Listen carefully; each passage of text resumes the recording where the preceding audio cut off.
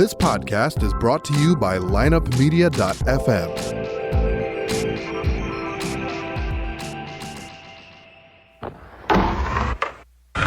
Because if you can tell me what your habits are, I can tell you what sort of a person you are. I can tell you what your future looks like. But like I always say, life is 10% what happens to you, it's 90% what you do about it. The people who are most effective in the workplace believe that their future is going to be bigger than their past. When people don't believe that their future is going to be bigger than their past, they begin to disengage. You're listening to The Circuit of Success, a podcast dedicated to helping you achieve success in every facet of life. Only on the lineupmedia.fm podcast network. Now, your host, Brett Gilliland.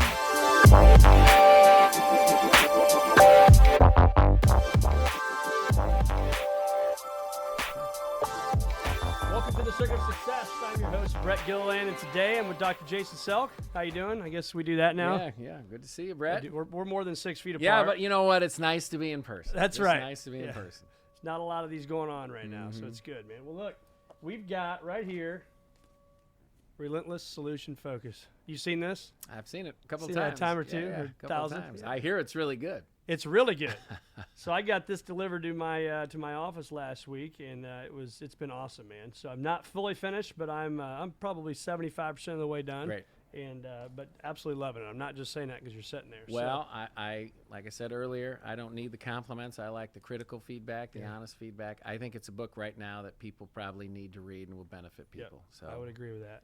So, well, for those people that may not know who Dr. Jason Selk is, man, why don't you give us a little lay of the land? What's made you the man you are today? And you don't just wake up and coach the Cardinals and coach the people that you're working with today. And so, what's been kind of your story in the past? we're going to start right with, we're going to dive in head first That's here. right. I'd say probably what separates me from others is I absolutely love what I do. I mean, I get paid well for doing it, but to me, it's all about helping people. I grew up, both my parents were in the helping profession. I think my dad, we talked a little bit about him before we started. He's one of the kindest, most giving, helpful people I've ever met. He was just really, really influential in teaching me how to see things, not necessarily just as they appear, but how to maybe look from different angles. But more than anything, they just really role modeled.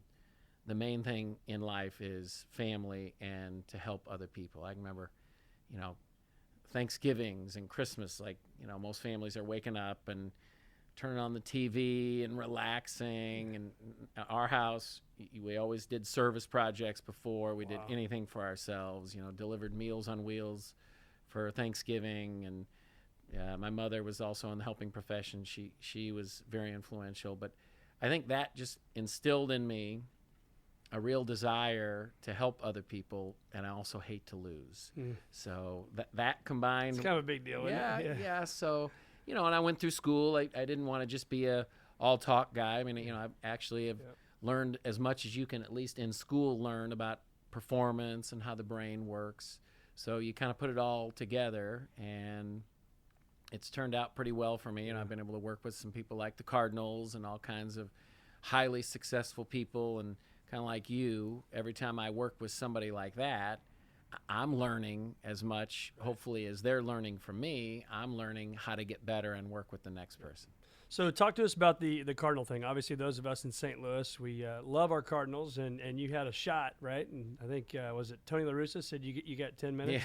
Yeah. Well, I thought in 2006, Walt Jocketty, the Cardinals, they hadn't won a World Series in 24 years, and they had a couple of tough playoff losses. 2004, we get swept by the Sox. Red Sox. And then in 2005, I think the Astros knocked the Cardinals out in the playoffs. And Walt reached out and said, can you help the team win a World Series? And I thought, it's a major challenge, and I'm honored. But, yeah, absolutely. I knew some things that I could already do to help push the team. And so I think Walt was sold, but I was told Tony was sold, but that wasn't really the case. I mean, I flew out to spring training on a 1-week round trip, and the first day on the job, Tony's like, well, you've got 10 mintes with the team. If you can make it happen in 10 minutes, great. Otherwise, you might want to get an earlier flight home. And, and the thing about it is, I coach people to be prepared for moments like that. Yeah. And I'm a big believer in eat your own cooking, So I was totally ready. Now, I wasn't necessarily ready for that, but I was ready for somebody throwing me a curveball. Yeah. And I think Tony respected that and realized right off the bat that, hey, this guy, he's here for the same reason we are. And I was lucky enough, got the job in 2006 as director of sports psychology. We won our first World Series in 24 years. I stayed with the team for 6 years. We won another World Series in 2011. After that, I stepped down to pursue some other opportunities. But 6 years, 2 World Series.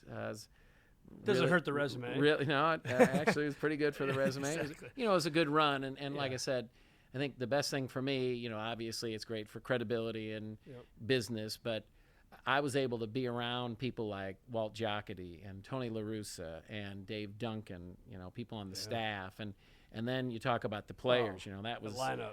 Carpenter and Wainwright and Pujols and Molina. Those guys, you pick up so much just by watching how the best in the world go about their business. So it was a great opportunity for me in a number of different ways. So speaking of that, when you see the best in the world, what is that 1 or 2 things you picked up from guys like you just mentioned? What are you seeing that's different? Well, something I was talking today to some advisors today who are really good. I was talking to an MD at Northwestern Mutual. You know that business, and he's really good. He's one of the top MDs in the country, and we just talked about the difference between, we were using the example of a Bill Belichick versus some of the other pro coaches out there. The thing about the best of the best is there just seems to be a precision with how they go about doing their job. Yep. And, you take that same precision and apply it to every aspect of what's important in your job, and that's where you start to see someone, the cream really start to rise. Yeah. And it happens year after year. I know this year, the Patriots didn't make the playoffs, but I certainly wouldn't be betting against them for long. Right. But I'd say, there's a number of different things. And, again, growing up in the household that I grew up in, I don't know if I learned this or if it was just kind of part of my DNA, but I am so interested in people. And so, studying people is something that isn't work for me. It's interesting. I'm always curious. And so, if you study people long enough, look for some of the important things, then you start to see those patterns. And I'd tell you again, those patterns for the highly successful, they're definitely out there if you know what you're looking for. And I'd say precision is one of them. Okay, that's good. And I think, too, for you, what you said earlier, when somebody says, hey, you've got 10 minutes, you've got in your mind, you've got a week scheduled, right? And now you got 10 minutes to make an impact. You got to be ready for anything. And you said that, right? When somebody throws you a curveball. So what do you tell our listeners, whether it's a financial advisor, a lawyer, whoever it may be, how do we get ready for the game? Right, when we don't know what the game's going to bring us. Yeah, so I think I'd say 2 things. One, as a financial advisor, for sure, you and I spend a lot of my time with financial advisors, a lot of my time with lawyers, a lot of my time with business owners, a lot of people in sales these days. I don't work nearly as much in the sports world as I used to. Whether it be a sales meeting, whether it be a meeting with your employees, you have got to be organized and prepared. And, I think people have this tendency to try to be prepared for everything, try to be organized on everything. It's just not possible. So I'd really, it's called channel capacity. And I'm not going to bore listeners with the details of the science on this one, but the human mind can only focus on so much at a time. And the magic numbers are 3 and 1. So I'd say, and when I say 3 and 1, let me explain real quick. In working memory, you can keep 3 things on your mind, on front of mind at a time. And if you're trying to improve or learn something new, the number is really 1. So I'd say, you must be prepared. Go in and know the single most important thing you can do. Like my situation with the Cardinals, I knew where my value was. I was very clear on how I could deliver it and what that one was. And then, so preparation, know what your one value add is, or know the 3 most important statistics that the client needs to be aware of if you're a financial advisor going into the meeting. And then you've got to be prepared. You've got to expect adversity. So again, I'd use kind of the same numbers. I'd think, okay, I'm going in and my game plan is X. What are 2 or 3 curveballs that could come my way, and how am I going to deal with those? If I'm a financial advisor, if I'm in sales, if I'm an attorney, I might look at it this way. Going into this meeting, what's the one question I most hope they don't ask? Or what's the one thing I most hope they don't say? And then I'm going to be prepared on how to answer or how to deal with that one thing. That's awesome. That's great feedback. So let's talk about cortisol and serotonin. I read that in the book here, but explain that to our listeners, because that is so important. Yeah, look at you getting scientific. Dr. here. Gilliland. Yeah. So those are neurotransmitters, and really you got the bad one and you got one of the good ones. Yep. And unfortunately, most people don't even understand the biology of how the brain works. But this is so important. When people come to see me, really one of the first things I teach people about is something called problem-centric thought. Problem-centric thought is the biological tendency to focus on the negative. It's totally normal. I'll give you an example. I'm guessing it's normal for you, just like it'd be normal for me, just like it's pretty normal for everybody listening. You do 100 things right, one thing less than perfect. When you get in your car, driving home after work, your mind focuses on that imperfection. That's a perfect example of PCT, problem-centric thinking. Now, it's biologically wired into all of us, and it goes back to survival hundreds of years ago. That's what kept us alive. But these days, this, even with coronavirus and everything we've gone through in 2020, this is still, scientifically speaking, the safest time for human beings to be alive. And so that PCT biological wiring, it maybe used to keep us alive and help us with survival, but now it really impacts us, our performance, our health, our happiness in a negative way. And going back to the cortisol, anytime I think about a problem or the negative in the world, my brain releases into my bloodstream cortisol. That's that neurotransmitter. Now, cortisol, again, back in the day was helpful to keep us alive. Very small doses of cortisol help. It actually, again, is good for survival. But when you surpass a low dose of cortisol, it becomes counterproductive very, very quickly, and actually now becomes very unhealthy for us.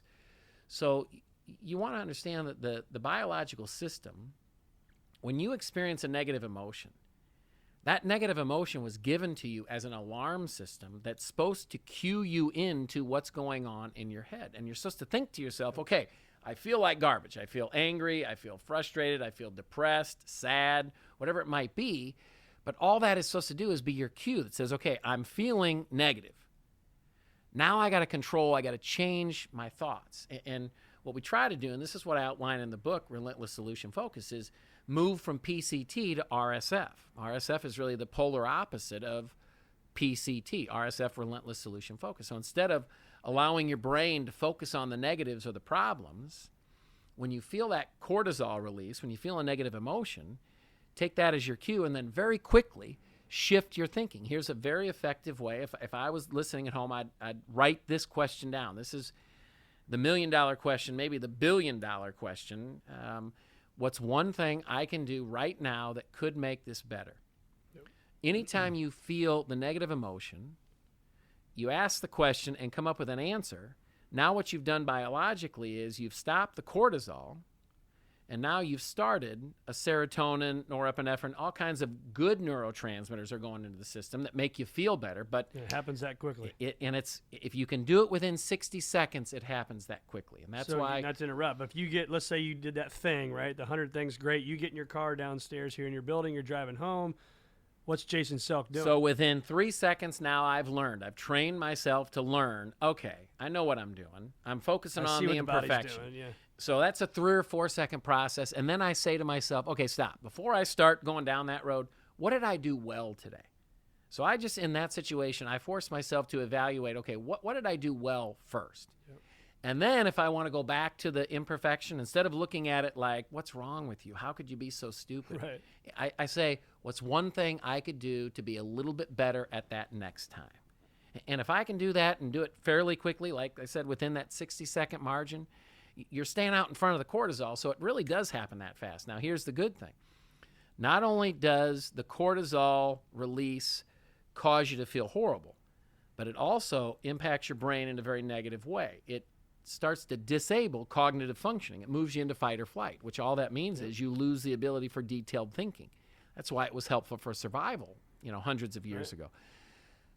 On the other hand, when I can move away from the cortisol and start releasing the serotonin, the good neurotransmitters, it enhances my creativity, my cognitive functioning. So not only do I feel better, I become smarter, more capable of improvement in those biologically induced states. And that's the power of choice, I would assume, because I can get in my car and I can either allow myself to continue saying, oh, Brett, you're terrible at this, you're terrible at that, but flip it, right? Flip the switch and now say, Brett, what's one thing you could have done better? What's all the great things you could do today or you did do today?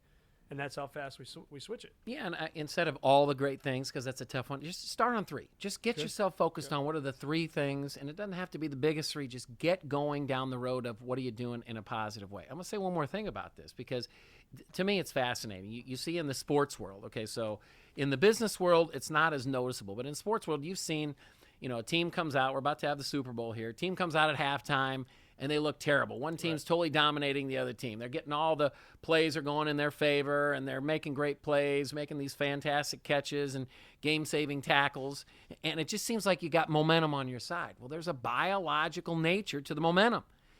When you're feeling like you're not playing well, you're releasing. That's your brain focusing on problems or the negative. You're releasing cortisol. Biologically, you are handicapping yourself. When you're playing well and you recognize you're playing well, you're releasing serotonin, norepinephrine into the system. That's a biological enhancement. It's a little bit like taking a healthy steroid, if you will, that has an immediate impact. So there is a biological nature, without a doubt, to momentum and performance. And you're right. Part of mental toughness in our world, the business world, is recognizing that it's a choice of how you think. Think about what you're doing well and what you want to improve. Avoid thinking about what am I screwing up on. So talk to us about this book, Relentless Solution Focus. You've been talking about this, I know, for years, RSF. I love it. Again, what we've just been talking about, but why now? Why the book now? And, well, I think now, obviously, we didn't time this, but I think with everything we've been through with the coronavirus and the social issues we've had, I think this is perfect timing for the book.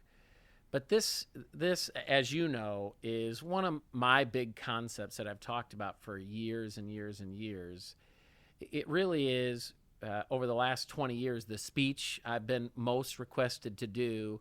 And I've talked about it in all the previous books. But this one, because the demand for RSF continues to be so high, people just keep asking me to come talk about it and teach them about it. I said, you know what, instead of taking a chapter in one of the books, let's just go all in on RSF and let's really get people to a mastery level. Now, I think what's really good about it is I hope it doesn't read like a cognitive neuroscience textbook. It does not.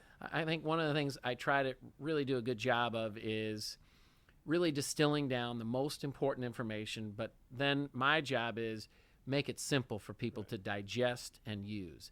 And I think we've done a good job, and I'll give some credit to my colleague, Dr. Ellen Reed. She and I put a lot of effort. We spent a lot of time in the research on this one and in the application of it. And like I said, I think right now, if there's ever been a time that RSF is going to benefit you or your organization, now's the time. I'll give you some statistics. These are my favorite statistics.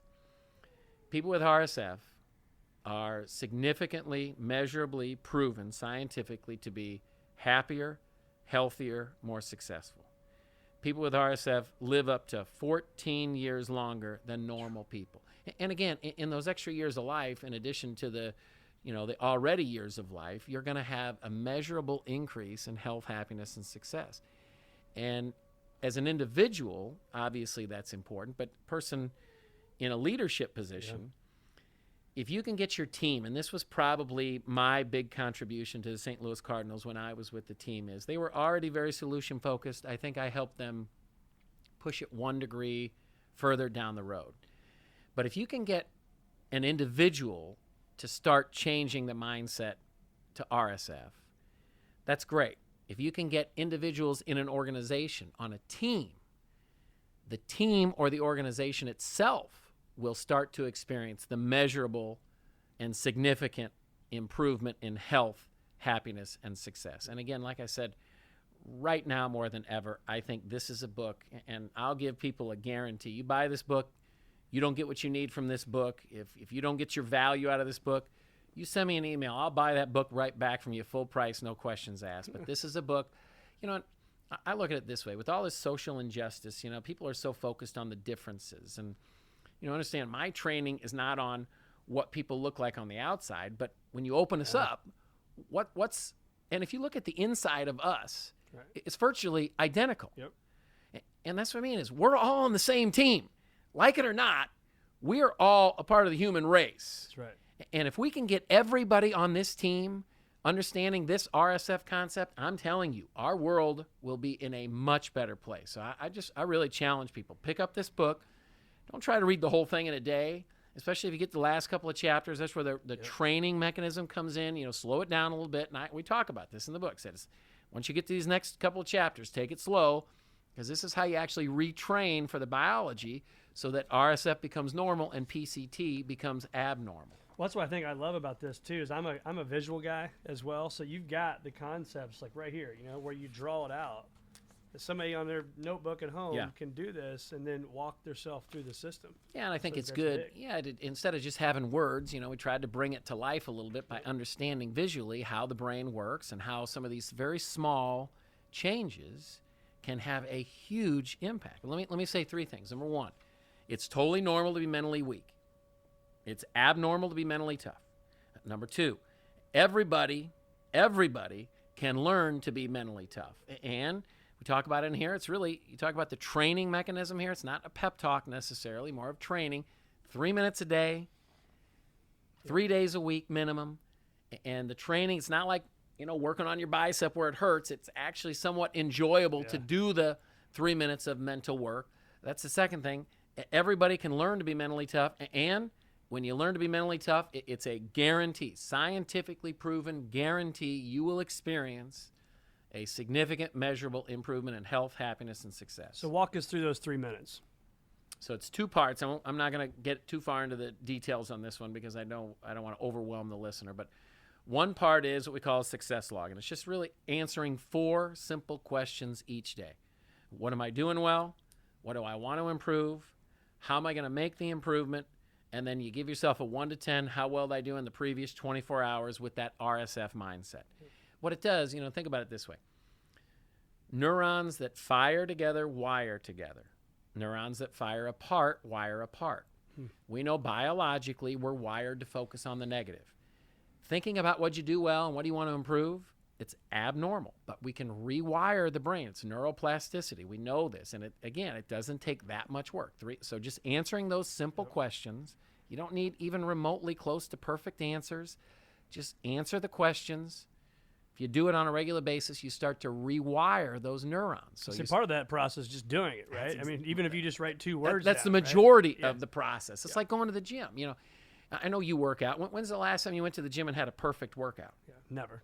Me too. I don't even know what that looks like. But you're in good shape. You go to the gym. It works. It's the same thing here. With your brain as a muscle, just like your bicep. So you answer those 4 questions, and then. But also, if I can interrupt, sorry again. But if you just go to the gym, you're going to do it. Probably. Right. Just like if you open the notebook. Now again, don't just go to the gym and find a seat and look around. Get on the elliptical. Right. Move your legs a little bit. Do something. And that's the thing is, we're making it very clear exactly what to do, and it's not painful. The second part of the 3 minutes, and answering those 4 questions, let's call that a minute. The second part is something called the mental workout. It's really one of the big contributions I made to the St. Louis Cardinals. It's just using the most effective and proven sports psychology and performance psychology tools to get your mind to think and visualize the positive things in life and what you want to get done that day in a positive way. Yeah. You know, and again, it's extremely clear. There's no real question marks. All you got to do is answer the questions, and it kind of puts itself together for you. But if you can, on a daily basis, spend 3 minutes answering those questions and then thinking about, okay, how do I want my life to be, and what do I need to do to make it happen with specifics, what you're going to find is your brain starts to move and gravitate just naturally, because you're retraining those neurons, so that instead of getting in your car and beating yourself up, you actually get in your car and you're able to recognize, wait a second, I'm starting to beat myself up. Right. I'm not going to do that. What am I doing well? What do I want to improve? And as small as that sounds, biologically and physically and emotionally, it makes a major, major impact over time. Yep.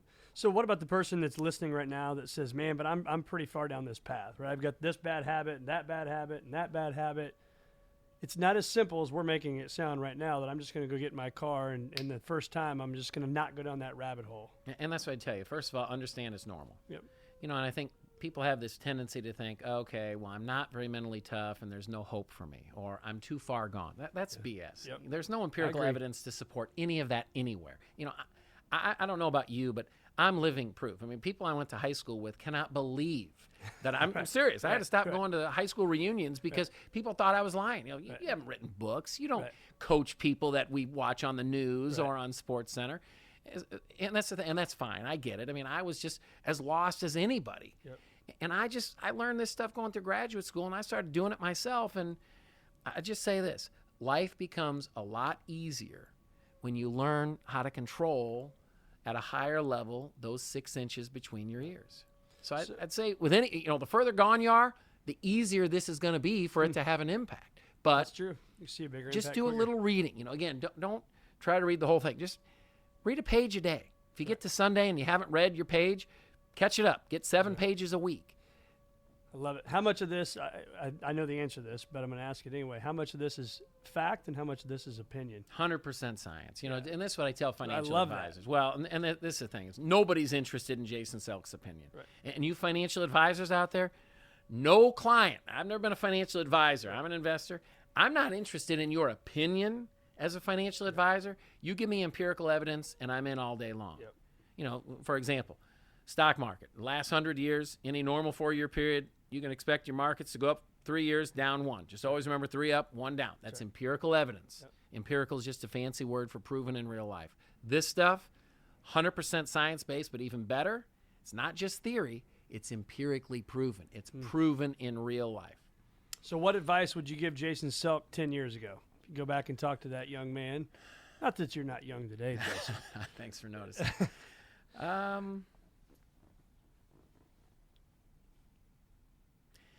You know, and we talked about this. You know, my father passed away on Christmas from COVID, and he was the kindest person I've ever met in my life.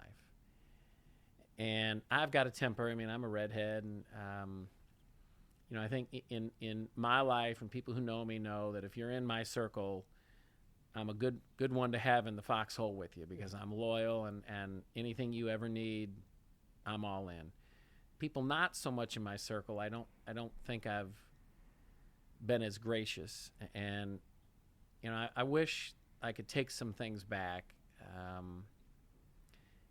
But I'm really motivated right now, you know, to keep my dad alive in me, and that's the one thing I'm really, really working on, is just being as kind as I can, not just to people that I know and love and know that are good people, but be as kind as I can to anyone, because you never know, you never know where people are and what their situation is, and look, life's tough. I mean, everybody's got problems. That's the great thing about my job.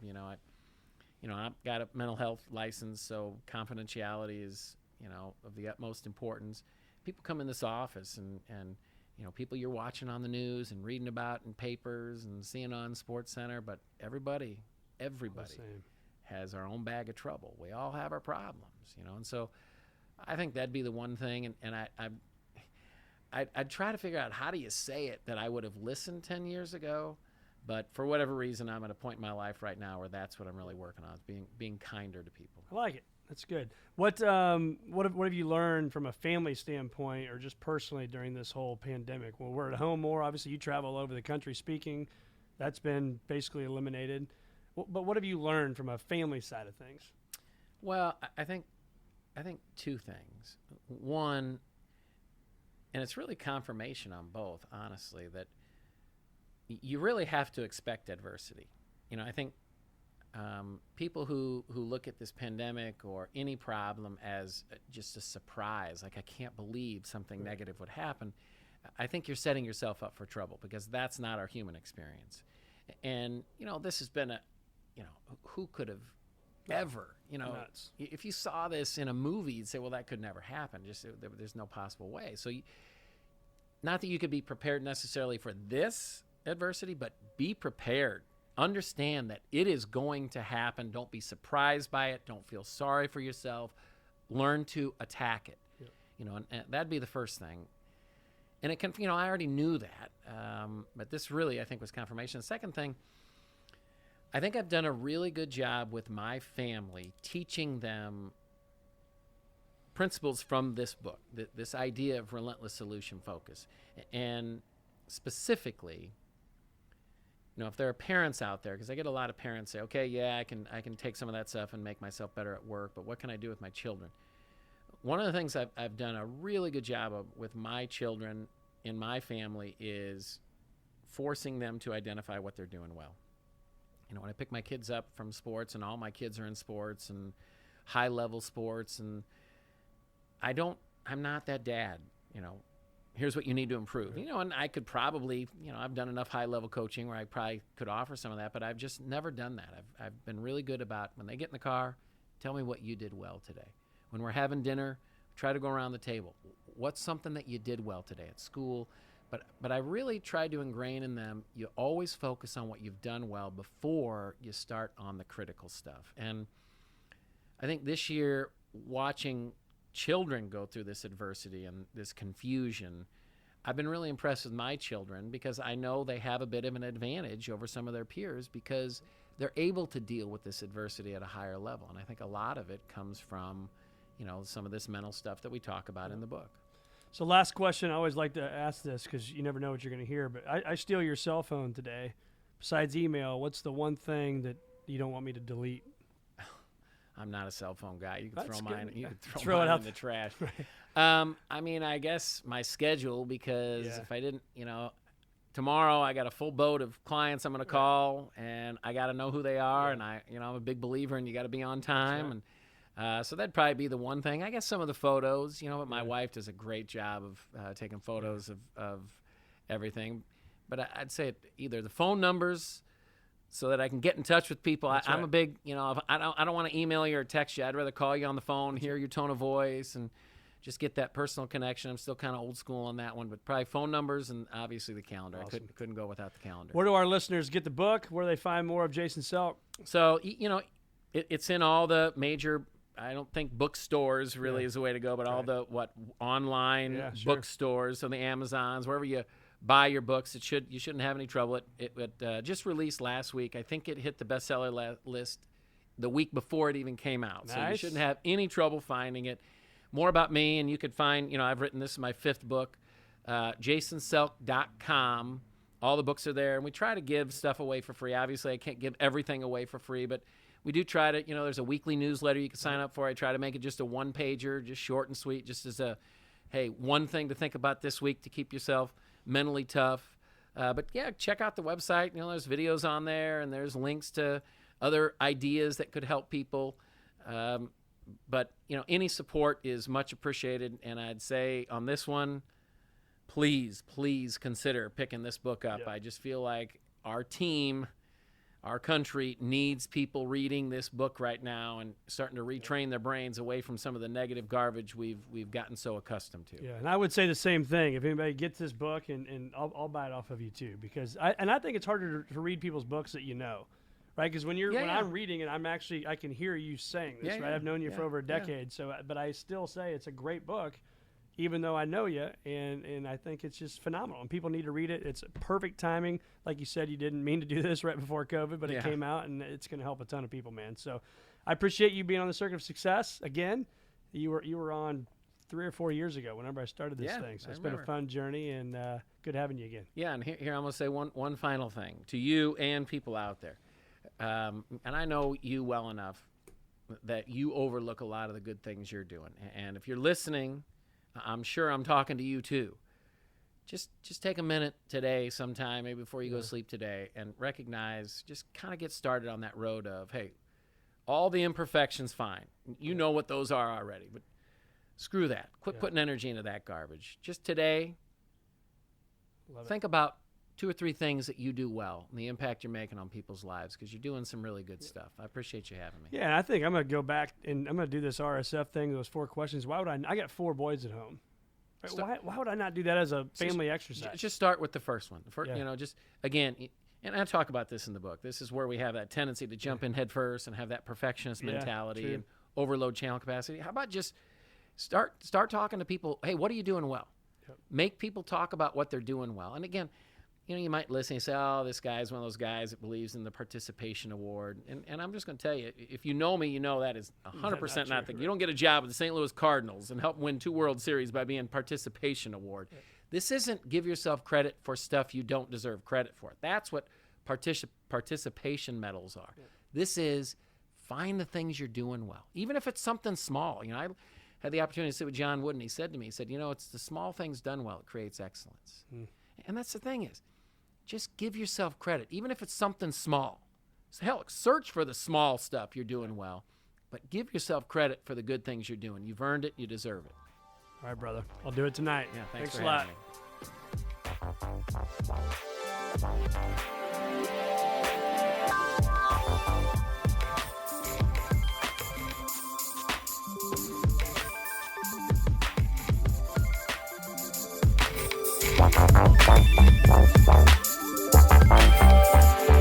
Tune in next week for another episode of The Circuit of Success with Brett Gilliland on the lineupmedia.fm podcast network.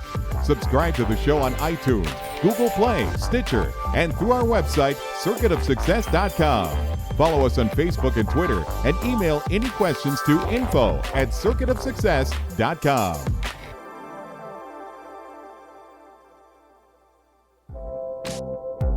This podcast was a presentation of lineupmedia.fm.